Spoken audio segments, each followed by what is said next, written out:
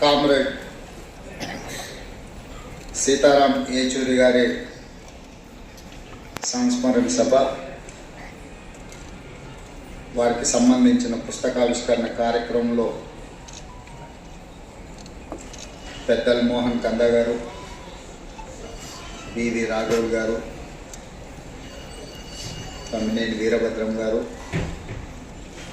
సహచర శాసనసభ్యులు మిత్రులు పూనంనేని సాంబశివరావు గారు, పార్లమెంట్ సభ్యులు డాక్టర్ మల్లు రవి గారు,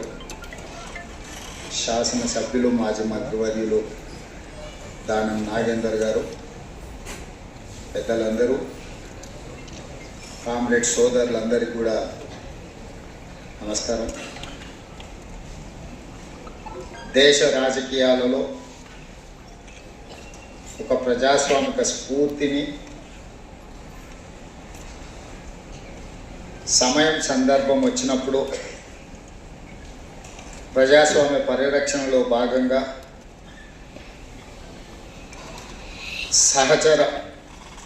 సహజ మిత్రులైన కాంగ్రెస్ పార్టీని కూడా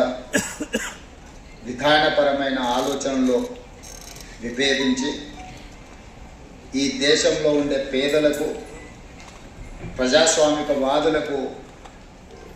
ప్రభుత్వం యొక్క విధి విధానాలు ఉపయోగపడాలి అని చెప్పి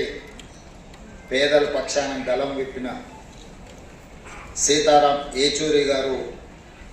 మన మధ్యలో లేకపోవడం తీరని లోటు. కానీ వారి ఆలోచన విధానం, వారు విద్యార్థి దశ నుండి ఎస్ఎఫ్ఐ కార్యకర్త నుంచి